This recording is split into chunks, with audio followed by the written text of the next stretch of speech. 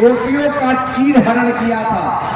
और चीर हरण की कथा बहुत छोटे में ही है। और चीर हरण की बात है, क्यों भगवान ने चीर हरण किया, इसका साधारण मैं आपको बात बता दूं।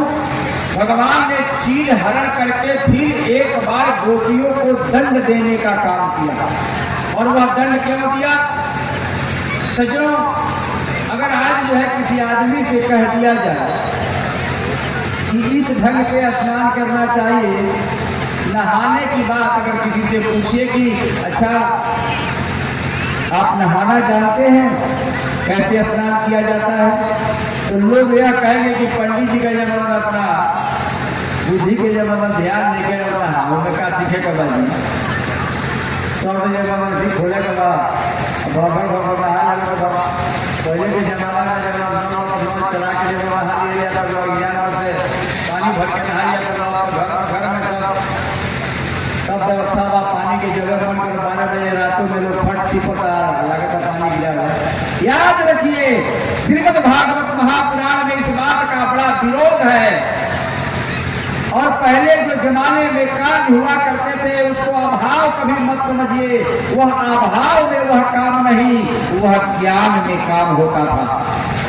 घर की माताएं और हमारे पुरुष वर्ग के लोग जब कुएं से जल निकाला जाता था तो इतना कुएं से जल निकाल करके संध्या काल में ही रख लिए जाते थे ताकि रात्रि में कुएं में जल भरने की आवश्यकता न पड़े।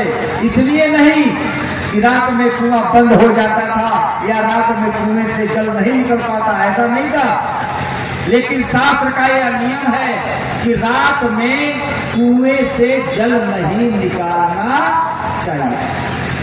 आज भी जिनके घर में मोटर लगे हुए हैं, और मैं बच्चों और छोटी छोटी बच्चियों को क्या कहूँ, बुढ़िया लोग भी और बूढ़े लोग भी 12 बजे रात में स्विच टिप देते हैं और पानी जो है तो निकलने लगता है और उससे हाथ पैर धोते हैं। कैसे करते हो? अच्छा नहीं है। इससे वरुण देवता नाराज होते हैं सज्जनों, वरुण देव नाराज होते हैं सज्जनों। आइए हम मान के चलिए कि कुछ न कुछ हम लोग गलत कर रहे हैं, इसीलिए कहीं अतिवृष्टि और कहीं अनावृष्टि हो रही है, जल हम बर्बाद करते हैं। ऐसा न करिए। जल संरक्षण की बात हमारे श्रीमद् भागवत महापुराण में वेद व्यास जी ने बताया। रात्रि में कभी नल न चलाइए, अपने पीने के लिए जल अपने पात्र में रख लीजिए। रात में कभी उठिए तो बाल्टी में जो जल हो, अगर शंका जाने की जरूरत हो तो उसी का प्रयोग करिए, उसी से हाथ धोइए, नल न चलाइए। अगर बिजली भी है तो उसका प्रयोग करके नल का प्रयोग न करिए सज्जनों। ऐसा हमारा धर्मशास्त्र बताता है। स्नान करने की बात 4 चीजें बहुत महत्वपूर्ण बताई गई हैं सज्जनों। आजकल जब बहुत लोग माताएं बहनें हमारे बंधु जन भी जाते हैं हम लोगों से कुछ जो है पूछने के लिए, तो कहते हैं सबसे पहला प्रश्न लोगों का जानते हैं क्या रहता है तिवारी जी? तो पंडित जी तो सोचो तन तो होते नहीं। सबसे पहला प्रश्न, चाहे वह आदमी नौकरी वाला हो, चाहे वह आदमी डॉक्टर हो, चाहे वह आदमी इंजीनियर हो, चाहे खेती वाला हो, दुकान वाला हो, सबके जुबान पर एक बात ज्यादा आती है हम लोगों के सामने। जब ज्योतिषीय परामर्श लेते हैं तो यही कहते हैं कि पंडित जी जो मैं सोच रहा हूँ होता ही नहीं है, सोचते हैं या काम करते दूसरा काम है, शुरू हो जाता है। सच में ऐसा क्यों हो रहा है? शास्त्र कहते हैं, याद रखिए, नोट कर लीजिएगा चारों चीजें। हस्तौ दग्धौ परिग्रहात्, जिह्वा दग्धा परानेन, हृदयं दग्धा परस्त्री चिंतनम, कार्य सिद्धिं कथं भवेत्। 4 चीजें मना की गई हैं। 4 काम यदि अगर कोई आदमी बंद नहीं कर सकता है तो उसके सोचे हुए काम जीवन में कभी नहीं होंगे। और यह 4 काम अगर बंद कर दिया जाए तो निश्चित रूप से आप जो सोचेंगे वही होगा। क्या है इसका मतलब? हस्तौ दग्धौ परिग्रहात्, फोकट का चीज लेने से ये हाथ जल जाते हैं। अब फोकट के संदर्भ में बहुत काला का जरूरत है, सब जाने लगा। बिना परिश्रम किए, बिना मेहनत किए, बिना कुछ दिए, बिना कुछ शुल्क दिए अगर कोई चीज आप किसी से ले लेते हैं तो यह आपके हाथ को जलाता है। सज्जनों, हस्तरेखा सब जल के खत्म, भाग्य के भाग रेखे जल जाए। इसलिए अगर सामर्थ्य हो तो फोकट का चीज न लीजिए। गरीब आदमी है, कोई ऐसा है जो उसके बिना काम नहीं चल सकता है, वह ले। गरीबी तो सबके लिए, सब काम सब नियम से अलग है। गरीब के लिए कोई नियम नहीं होता। भूख लगी है, घर में भोजन नहीं है तो वह जहां जो कुछ भी मिलता है खा लेता है, इसमें कोई दोष नहीं है। कोई रोजगार नहीं है, पेट भरने के लिए, बच्चों का पालन करने के लिए छोटा से छोटा भी काम करके अगर कोई आदमी अपने जीवन यापन को चलाता है तो इसमें भी कोई दोष नहीं है। लेकिन जब सामर्थ्य हो जाए, जब आपके पास क्षमता हो जाए तो उन सब चीजों को त्याग देना चाहिए, तब उसको मत प्रयोग करिए। सज्जनों, ठीक उसी तरह से जो लोग सामर्थ्यवान हैं, जिनके घर में अन्न हो सकते हैं, लोग कमाते हैं, अन्न खरीद के खा सकते हैं, उन लोगों को सरकारी या फोकट का चीज मेरा मंतव्य है, और मेरा मंतव्य नहीं, शास्त्र का मंतव्य है कि उनको फोकट की चीज नहीं लेनी चाहिए। पहला, हस्तौ दग्धौ परिग्रहा। दूसरा, जिह्वा दग्धात् परान्नेन, और जीभ जल जाती है दूसरे का अन्न खाने से। बहुत लोग ये सवाल करते कि पंडित जी लोग बनाया दिन से यज्ञ में क्या करते हैं, दूसरे के अन्न खाता नहीं।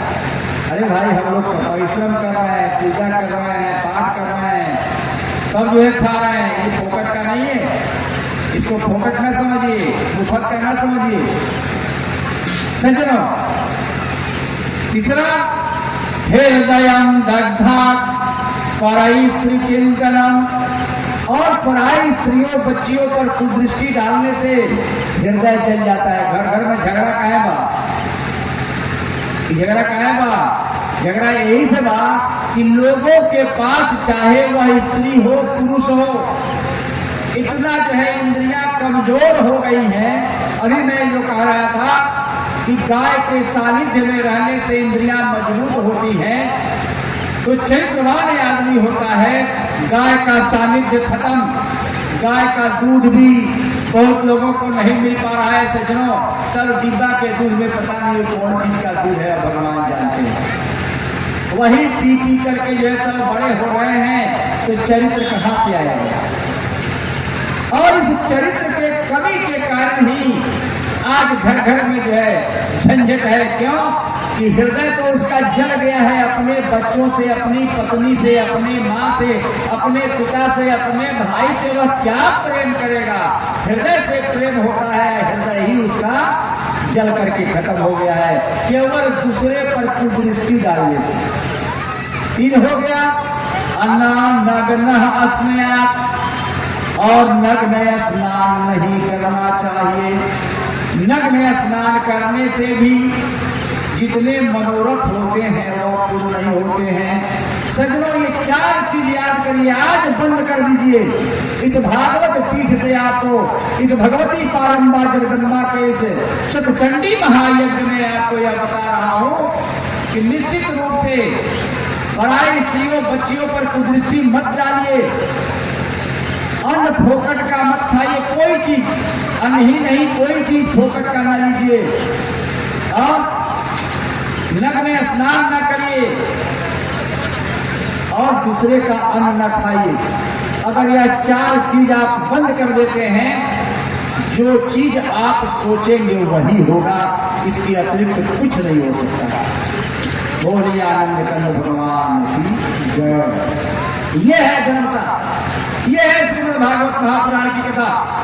कहते हैं वेद व्यास जी महाराज, भीख तो सबसे बड़ा निंदनीय कार्य है, भीख मांगना।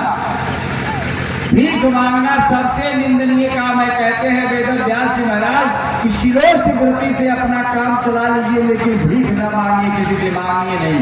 शिलोष्ट वृत्ति कहते हैं किसान अपना खेत काट करके चला गया हो, वहां पालियां अन्न गिर गए हो, उसको भी चूम करके काम चल जाता है तो चला लीजिए, लेकिन हाथ किसी के पास मत फैलाइए, किसी को जो है से भीख नहीं मांगी। इतना सख्त निर्देश है। ऐसे हेमंत ऋतु के आगमन पर हमारी गोपियां जो हैं जमुना जी में नग्न स्नान करती थी। बार बार जो है जब भगवान ने इसको देखा कि ये गलत कर रही है, इसलिए आज उन्होंने जो है शील हरण का काम किया। जो कपड़े रखे गए थे किनारे पर सब उठा करके टांग दिया कदम के पेड़ पर, और तब जब बांसुरी बजाई, सज्जनों गोपियों का ध्यान जब गया तो कहा कि अरे हमारे कपड़े गए। सज्जनों तब जो है दंड के रूप में यह काम किया कि कपड़े आपको आगे ले जाना होगा, ताकि जीवन भर या फिर ऐसी गलती न कर सके। हम लोगों को भी यह गलती नहीं करनी चाहिए। जब भी जल में स्नान करें, चाहे नदी में करें, चाहे तालाब में करें, चाहे अपने बाथरूम में करें, शरीर पर एक कपड़ा अवश्य होना चाहिए। इस तरह से स्नान करिए।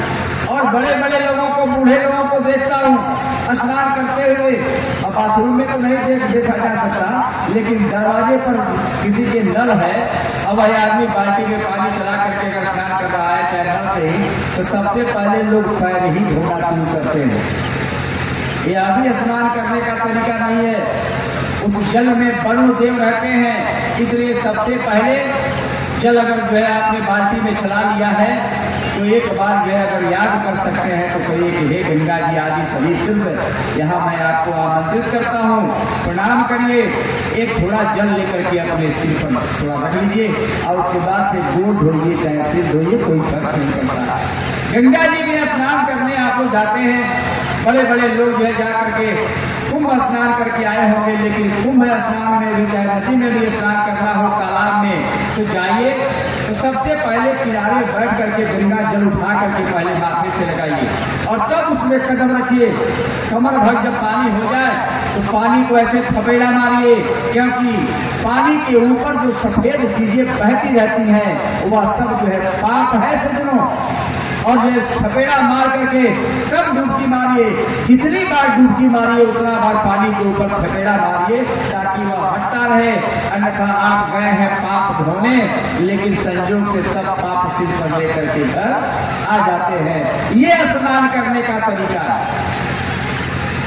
इस तरह से स्नान किए जाते हैं सज्जनों। इसमें गड़बड़ी कर रही थी गोपियां, इसलिए भगवान ने दंड के स्वरूप ऐसा काम किया। इसको किसी भी तरह से दूसरे एंगल से, दूसरे दृष्टि से नहीं देखना चाहिए।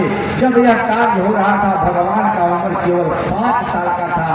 5 साल का तो इस महाकलयुग में भी 5 साल के बच्चों में कोई विकृति नहीं रहती है, उसमें कोई किसी प्रकार का द्वेष घृणा आदि नहीं रहता है। तो द्वापर की यह बात है। द्वापर में तो और जो लोग हुआ करते थे सज्जनों, और ये गोपियां करती क्या थी, कात्यायनी देवी का पूजन करती थी और कात्यायनी देवी से रोज प्रार्थना करती थी कि भगवान ही हमें पति के रूप में मिल जाए। इसीलिए भगवान ने यह दंड देकर के उनको रास्ते पर लाने का प्रयत्न किया सज्जनों। और वह मंत्र है कात्यायनी महामाये महायोगिन्यधीश्वरी नंद गोप सुखम देवी पतिम ते गुरुते नमः। इस मंत्र का जो हमारे बेटियों के विवाह में दिक्कत आ रही हो तो उन लोगों को, कन्याओं को यह प्रथम दिन 1000 और उसके बाद 2-2 करके 21 दिन में यदि अगर इस मंत्र को जप दिया जाए, केला का पत्ता का आसन लगाइए, पीला वस्त्र पहनिए और भगवान भगवती पारंबा जगदम्बा जिनकी पूजा करने के लिए में आप आए हुए हैं उनकी पूजा करिए। एक देवी का नाम कात्यायनी भी है, उनकी पूजा करिए और पूजा करने के बाद